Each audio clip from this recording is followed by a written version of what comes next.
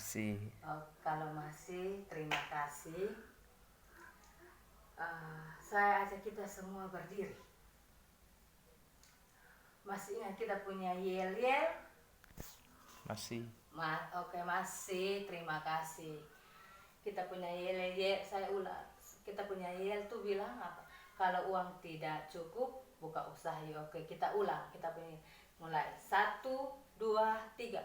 Uang tidak cukup, buka usaha yuk. Oke, kita ulang sekali lagi.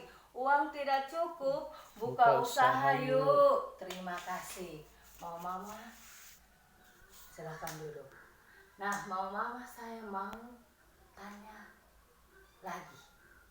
Mama masih ingat materi yang kita bahas ini hari? Kita omong tentang apa? Oke, Mama Indo, mulai usaha bagus. Terus apa? Kelola usaha atau kelola uang, betul semua. Nah, supaya Mama lebih ingat dan pulang praktek, kita akan nonton video berikut ini.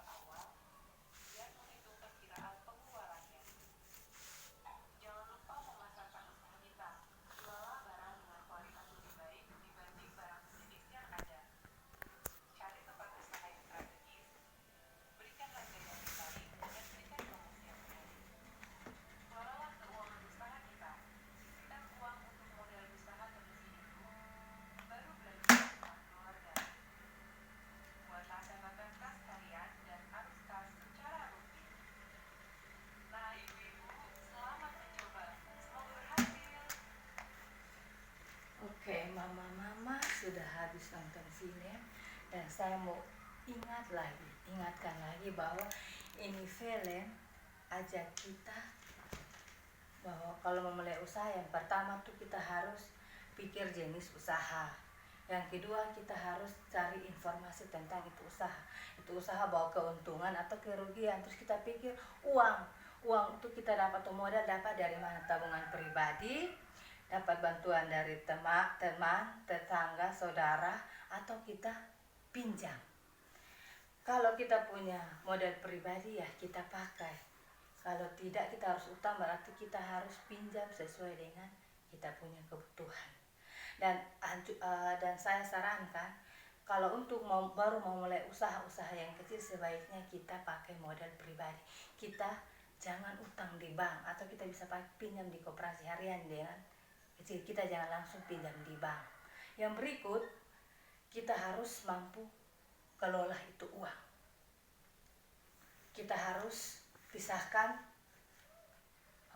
mana yang uang untuk kebutuhan, untuk modal, lebihnya baru kita pakai untuk penuhi kita punya kebutuhan sehari-hari. Supaya apa? Jangan kita pakai uang untuk modal dan bunga kita pakai kasih habis. Terus akhirnya kita punya usaha ini tidak berjalan tapi macet. Berikut kita harus pilih lokasi untuk kita jual. Misalnya kita harus pilih lokasi, jual di rumah kok, di pasar kok, di mana. Setelah itu kita harus kelola baik-baik kita punya usaha, biar usaha itu jangan macet, tapi usaha itu berkelanjutan. Dengan apa? Kita harus mencatat semua pemasukan dan pengeluaran kita di dalam catatan kas harian, kas mingguan, kas bulanan, dan kas tahunan. Supaya apa? Kita bisa pakai kontrol. Oh, ini kita punya usaha ini berkeuntungan buat kita atau tidak. Oh, ini dan ini sebagai, sehingga itu membantu kita mengelola kita punya usaha. Oke, yang berikut kita akan punya tugas. Tugas itu buku pintar halaman 38 sampai 48. Tugas itu mama akan kerja di rumah. rumah dan kita akan bahas minggu pertemuan berikut. Tugas itu tuh bilang kita harus isi ini. Tuh isi, mama bisa lihat di halaman. Itu kita isi tuh pemasukan, kita kolom pemasukan, pengeluaran. Kita harus tuh sumber modal. Modal awal itu. Terus pengeluaran berapa? Modal awal berapa? Terus dia punya hari kedua kita usaha dapat keuntungan berapa? Kita harus catat itu. Dan mama bisa kerja kelompok dan kita akan bahas minggu di pertemuan berikut. Dari penjelasan saya, apakah mama sudah mengerti? Sudah. Kalau sudah mengerti juga cara mengerjakan tugas? Sudah, oke, baik. Kalau sudah, kita akan nonton film yang terakhir dan habis ini kita langsung pulang. Oke.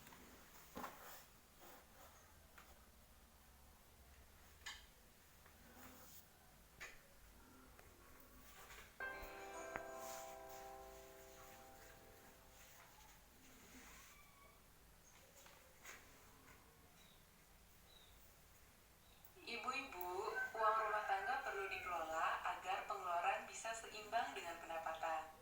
Semakin terbatas pendapatan kita, semakin harus terampil kita mengelola uang rumah tangga. Bagaimana caranya? Mulailah dengan menghitung dan mencatat perkiraan pendapatan dan pengeluaran keluarga setiap bulannya. Kemudian tentukan pengeluaran apa yang termasuk kebutuhan dan apa yang termasuk keinginan. Kurangi, tunda, atau kalau perlu, batalkan keinginan agar pendapatan bisa seimbang dengan pengeluaran. Selanjutnya, buatlah anggaran bulanan, yaitu rencana pengeluaran yang seimbang jumlahnya dengan perkiraan pendapatan dalam satu bulan. Utamakan pengeluaran yang merupakan kebutuhan. Seringkali beberapa anggota keluarga perlu uang secara bersamaan untuk kebutuhan yang berbeda. Bicarakan dan sepakatilah bersama kebutuhan yang harus didahulukan. Dan terakhir, gunakan uang sesuai dengan anggaran yang sudah dibuat. Kita bisa memakai sistem amplop dan membuat catatan kas harian untuk mengendalikan pengeluaran. Nah, ibu-ibu, bagaimana? Mudah kan?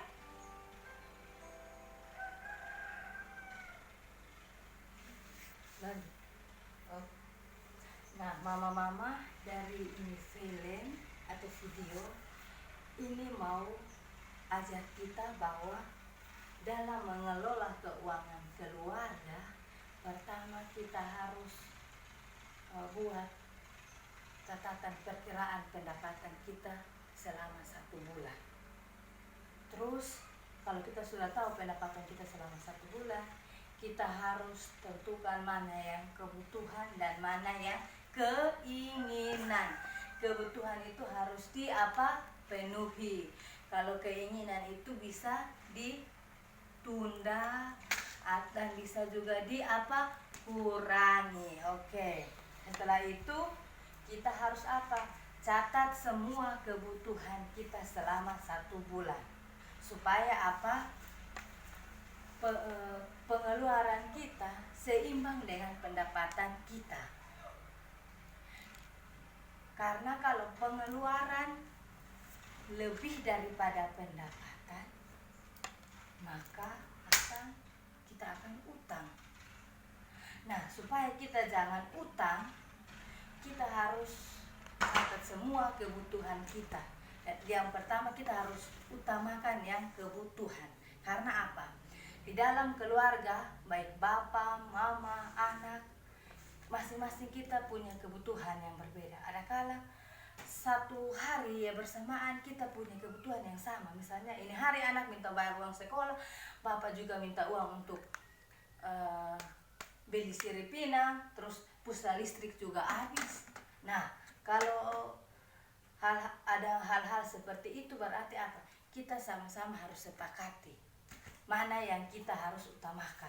Bapak punya beli rokok kok, isi pulsa listrik kok, bayar anak punya uang sekolah. Terus yang berikut, kita harus kasih keluar uang sesuai dengan apa yang sudah kita konsep. Kita bikin catatan rincian kebutuhan. Kita harus kasih keluar uang sesuai dengan catatan. Jangan kita catat lain, kita kasih keluar lain. bisa juga bagus, tapi ada juga tidak baik. Nah, mama-mama, dari penjelasan ini mama sudah mengerti, atau kalau belum mengerti mau tanya silahkan. Sudah. Oke, tidak ada yang bertanya, berarti semua sudah mengerti. Dan saya berharap sudah mengerti, pulang dan praktek di rumah. Apalagi tadi kita sudah nonton ini film. Kalau biasa kita nonton film, berarti kita akan ingat-ingat toh mama. Dan harapan saya pulang kita praktek di rumah kita, supaya karena apa? Terlebih kita mama-mama. Karena biasa yang kelola uang atau urus uang itu mama-mama. Kalau uang tidak cukup, mama-mama juga yang pusing. Bapak-bapak bisa kasih salam mama-mama dan sebagainya. Kita akan ketemu di pertemuan yang berikut. Sebelum kita pulang, mari kita berdoa. Berdoa selesai. Sampaikan salam untuk keluarga dan tetap jaga, ikuti protokol kesehatan. Ingat, kalau uang tidak cukup berarti harus buka usaha. Oke, sekian dan terima kasih. Salam.